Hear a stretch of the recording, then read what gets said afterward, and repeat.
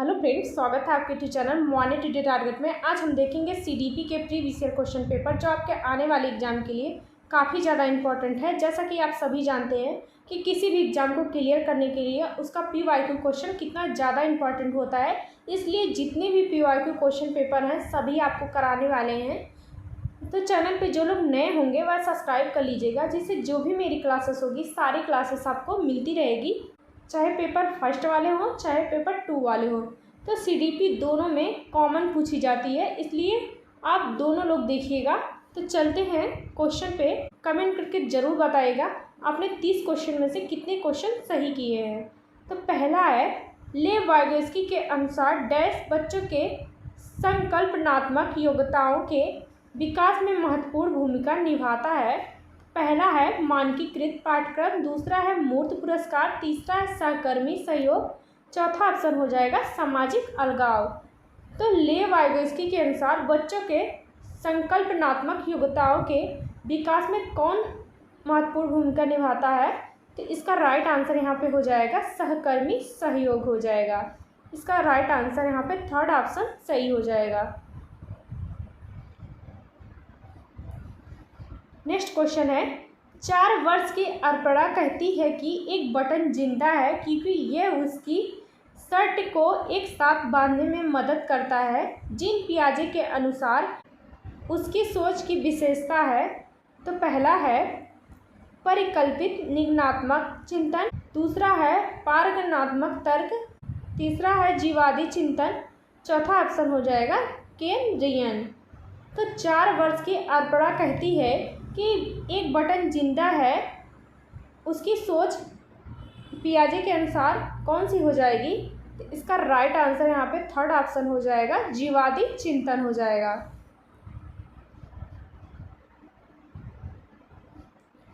Next question है, लेव Vygotsky के सिद्धांत के अनुसार आंतरिक वाक क्या होता है, तो बताइएगा। पहला है बच्चों के लिए अपनी सोच को नियंत्रित करने का एक तरीका, दूसरा है बच्चों के लिए एक काल्पनिक दोस्त के साथ संप्रेषण करने का एक तरीका है, तो तीसरा ऑप्शन हो जाएगा संज्ञानात्मक अपरिपक्वता का प्रतीक है, चौथा ऑप्शन हो जाएगा विकासात्मक देरी का संकेत है।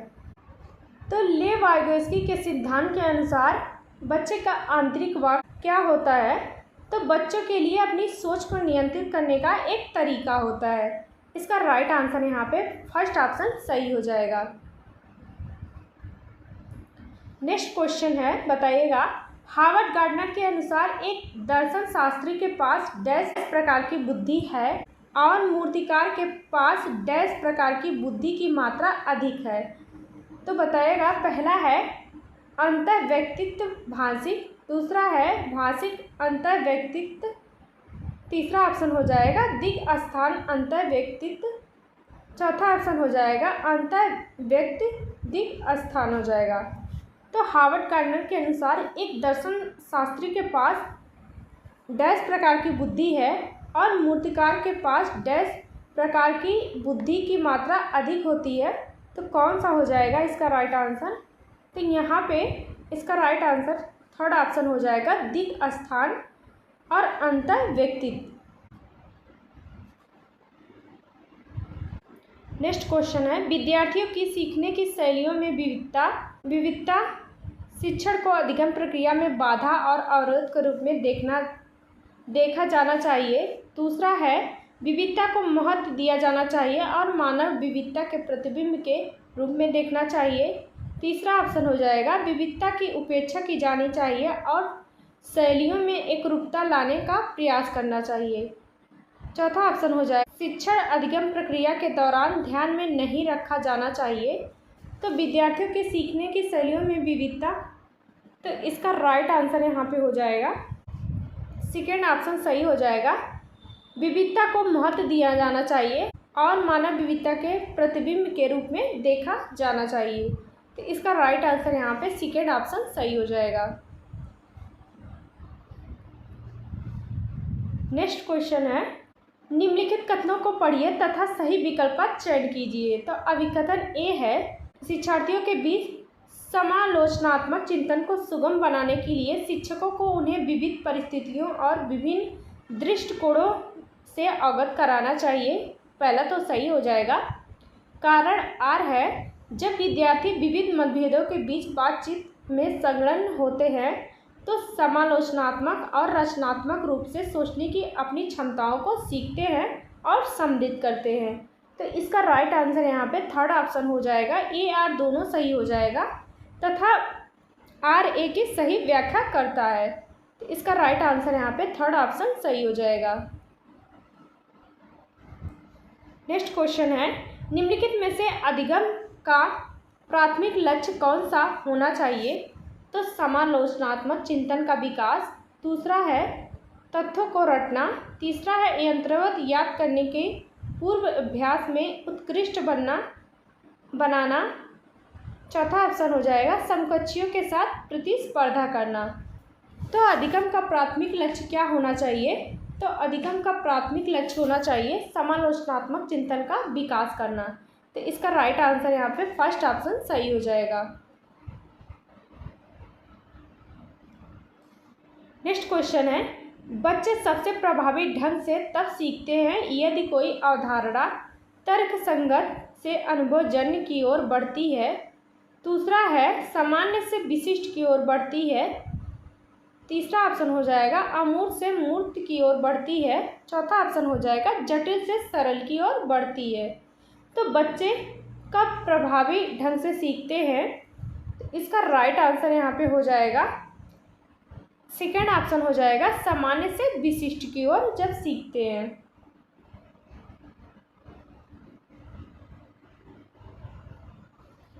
नेक्स्ट क्वेश्चन है, डिस्ग्राफिया क्या है?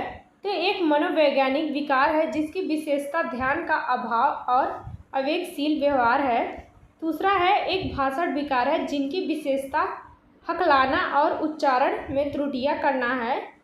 थर्ड ऑप्शन हो जाएगा एक गतियुक्त विकार है जिसकी विशेषता स्थूल पेशीय बाधिता है। फोर ऑप्शन हो जाएगा एक तांत्रिकीय विकार है जिसकी विशेषता अक्षरों और आकारों को बनाने में कठिनाई होती है।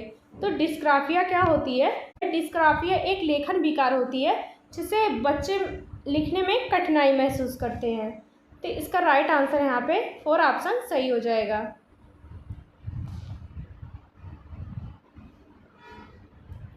नेक्स्ट क्वेश्चन है, प्रतिभावान बच्चों को शिक्षित करने का उपागम जो उन्हें असामान्य रूप तीव्र गति से पाठचर्या के माध्यम से आगे बढ़ाता है क्या कहलाता है? तो विसर्जन, विभेदित निर्देश, संवर्धन, त्वरण, गतिवर्धन। तो प्रतिभावान बच्चों को शिक्षित करने का उपागम जो उन्हें असामान्य रूप से तीव्र गति से पाठचर्या के माध्यम से आगे बढ़ाता है तो क्या कहलाता है? तो त्वरण, गतिवर्धन कहलाता है। इसका फोर ऑप्शन सही हो जाएगा। नेक्स्ट क्वेश्चन है, निम्नलिखित में से सौलीनता वाले विद्यार्थियों के विशिष्ट विशेषता कौन सी है?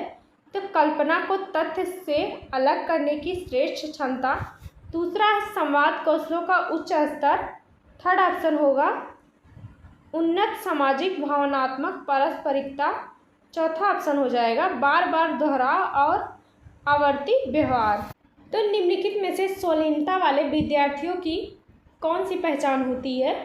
तो इसका राइट आंसर यहाँ पे हो जाएगा फोर ऑप्शन बार बार दोहराव और आवर्ती व्यवहार। इसका फोर ऑप्शन यहाँ पे सही हो जाएगा। नेक्स्ट क्वेश्चन है, शिक्षक जो समावेशी कक्षाओं की दिशा में काम कर रहे हैं उन्हें चाहिए कि वे पाठचर्या में अनुकूलन करें। दूसरा है विविध दृष्टिकोणों को शामिल करें। थर्ड ऑप्शन है अपने स्वयं के अंतर्निहित पूर्वाग्रह की जांच करें। चौथा ऑप्शन हो जाएगा विविधता को एक बाधा के रूप में देखें। तो यहाँ पे चौथा गलत हो जाएगा। तो उपयुक्त में से कौन सा सही है तो बताइएगा। तो इसका राइट आंसर यहाँ पे कौन सा सही हो जाएगा? तो यहाँ पे चौथा गलत हो जाएगा। तो इसका राइट आंसर यहाँ पे थर्ड ऑप्शन सही हो जाएगा। पहला, दूसरा, तीसरा सही हो जाएगा। नेक्स्ट क्वेश्चन है, अधिगम के लिए आकलन का मुख्य लक्ष्य क्या है? तो बताइएगा। पहला है विद्यार्थियों के प्रदर्शन की तुलना एक मानक या तय पैमाने से करना। दूसरा है उन विद्यार्थियों की पहचान करना जिन्हें धीमे सीखने वाले के रूप में वर्गीकृत किया जा सकता है। थर्ड ऑप्शन हो जाएगा विद्यार्थी के प्रदर्शन का मूल्यांकन करना और ग्रेड देना। और फोर्थ ऑप्शन हो जाएगा विद्यार्थी को प्रतिपुष्टि प्रदान करना जिनका उपयोग उनके अधिगम में सुधार के लिए किया जा सकता है। तो अधिगम के आकलन का मुख्य लक्ष्य क्या होता है? तो इसका राइट आंसर यहाँ पे फोर्थ ऑप्शन सही हो जाएगा। विद्यार्थियों को प्रतिपुष्टि प्रदान करना जिनका उपयोग उनके अधिगम में सुधार किया जा सकता है। नेक्स्ट क्वेश्चन है किस आयु में बच्चे शब्दों के खेल में शामिल हो सकते हैं और ऐसे चुटकुलों और पहेलियों को पसंद कर सकते हैं जिनमें शब्दों का खेल शामिल हो? तो 7 वर्ष, 12 वर्ष, 1 वर्ष, 3 वर्ष। तो किस आयु में बच्चे शब्दों के खेल में शामिल हो सकते हैं और चुटकुलों और पहेलियों को पसंद करते हैं?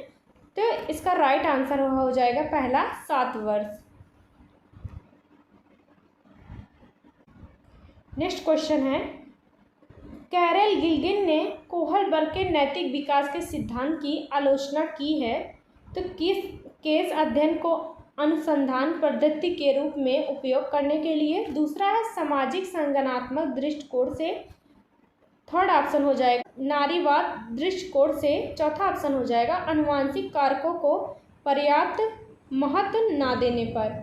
तो कैरल गिल्गिन ने कोहलबर्ग के नैतिक विकास के सिद्धांत की आलोचना की है। तो इसका राइट आंसर हो जाएगा यहाँ पे थर्ड ऑप्शन नारीवाद दृष्टिकोण से।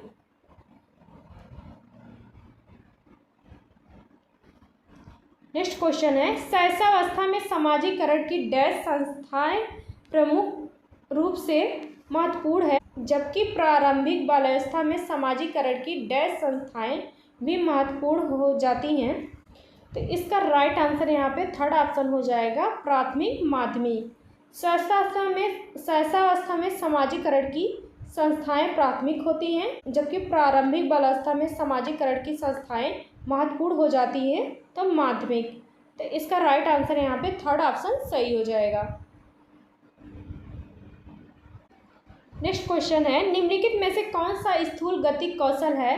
तो बताइएगा एक कागज पर एक बड़े आयत को रूपरेखा के अनुसार काटना। दूसरा है बुनाई। तीसरा है तैरना। चौथा ऑप्शन हो जाएगा एक कागज पर वृत्त को रूपरेखा के अनुसार काटना। तो स्थूल गतिक कौशल कौन सा हो जाएगा? तो इसका राइट आंसर थर्ड ऑप्शन हो जाएगा तैरना। नेक्स्ट क्वेश्चन निम्नलिखित कथनों को पढ़िए तथा सही विकल्प का चयन कीजिए। अभिकथन ए है शिक्षकों और साथियों जैसे अधिक जानकार अन्य लोगों के साथ बातचीत शिक्षार्थियों को उनकी समझ और कौशल विकसित करने में मदद करने के लिए आवश्यक समर्थन और मार्गदर्शन प्रदान कर सकती है। पहला तो सही है। कारण है सामाजिक संपर्क सीखने और विकास का एक प्रमुख घटक है। तो इसका राइट आंसर कौन सा हो जाएगा? तो बताइएगा। तो इसका राइट आंसर यहाँ पे थर्ड ऑप्शन हो जाएगा। ए आर दोनों सही हैं तथा आर ए की व्याख्या करता है।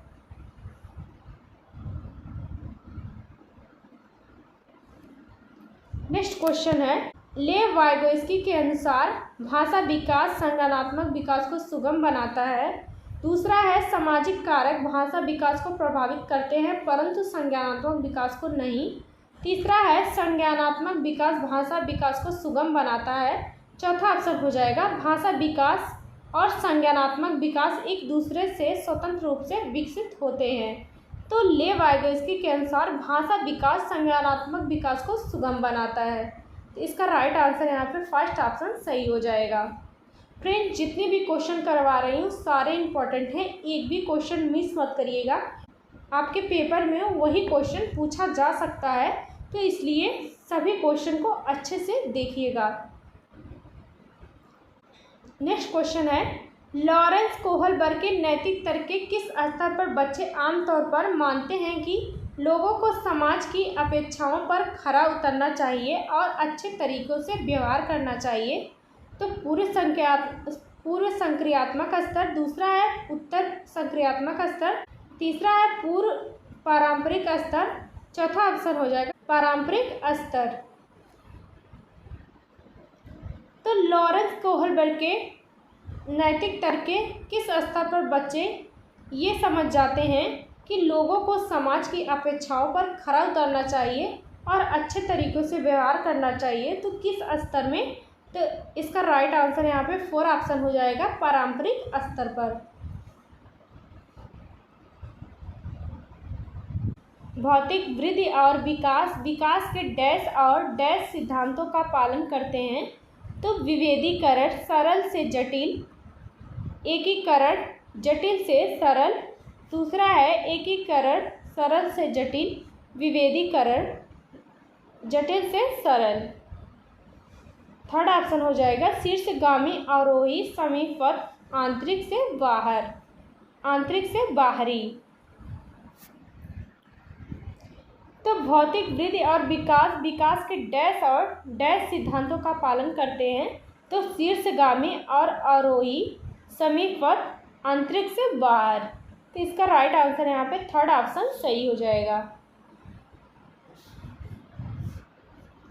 नेक्स्ट क्वेश्चन है, प्रारंभिक बालावस्था में वृद्धि और सोच हैं, जबकि मध्य बालावस्था में वृद्धि और सोच धीमी, तार्किक, स्थिर, आत्म केंद्रित है। दूसरा है धीमी, कुछ हद तक आत्म केंद्रित, स्थिर, तार्किक। थर्ड ऑप्शन हो जाएगा स्थिर है, कुछ हद तक आत्म केंद्रित, धीमी, तार्किक है। चौथा ऑप्शन हो जाएगा स्थिर है, तार्किक है, धीमी, आत्म केंद्रित है। प्रारंभिक बालावस्था में वृद्धि और सोच है, जबकि मध्य बालावस्था में वृद्धि और सोच हैं। तो इसका राइट आंसर हो जाएगा यहाँ पे सेकेंड ऑप्शन हो जाएगा धीमी है, कुछ हद तक आत्म केंद्रित है, स्थिर है और तार्किक है। तो इसका राइट आंसर यहाँ पे सेकेंड ऑप्शन सही हो जाएगा। नेक्स्ट क्वेश्चन है, जीन पियाजे के अनुसार पूर्व संक्रियात्मक चिंतन की मुख्य विशेषताओं में से एक है जो किसी स्थिति के एक पहलू पर ध्यान केंद्रित करने और दूसरों की अपेक्षा करने की प्रवृत्ति को संदर्भित करता है। तो परागमन, दूसरा है कारण परिणाम का विश्लेषण, कारण संबंध, तीसरा है केंद्रीयन, चौथा ऑप्शन हो जाएगा विकेंद्रीयन। तो जीन पियाजे के अनुसार पूर्व संक्रियात्मक चिंतन की मुख्य विशेषताओं में से एक है जो किसी स्थिति के एक पहलू पर ध्यान केंद्रित करने और दूसरों की उपेक्षा करने की प्रवृत्ति को संदर्भित करता है। तो वो हो जाएगा केंद्रीयन हो जाएगा। इसका राइट आंसर यहाँ पे थर्ड ऑप्शन सही हो जाएगा। नेक्स्ट क्वेश्चन है, बच्चों में समस्या समाधान कौशल को बढ़ाने के लिए निम्नलिखित में से कौन सा प्रभावी तरीका है? उन्हें बुद्धि मंथन करने और सहज अनुमान लगाने के अवसर देना। दूसरा है स्वतंत्र चिंतन को हतोत्साहित करना और घोषणात्मक ज्ञान पर ध्यान केंद्रित करना। थर्ड ऑप्शन हो जाएगा कठिन समस्याओं से बचने के लिए उन्हें प्रोत्साहित करना। चौथा ऑप्शन हो जाएगा उन्हें समस्याओं का तैयार समाधान उपलब्ध कराना। तो बच्चों में समस्या समाधान कौशलों को बढ़ाने के लिए कौन सा एक प्रभावी तरीका होगा? तो इसका राइट आंसर यहाँ पे फर्स्ट ऑप्शन हो जाएगा उन्हें बुद्धि मंथन करने और सहज अनुमान लगाने के अवसर देना। इसका राइट आंसर यहाँ पे फर्स्ट ऑप्शन सही हो जाएगा। नेक्स्ट क्वेश्चन है, अनुभवात्मक अधिगम किस पर बल देता है? तो बताइएगा। पहला है एक प्रक्रिया के बजाय अधिगम को एक उत्पाद के रूप में देखने पर।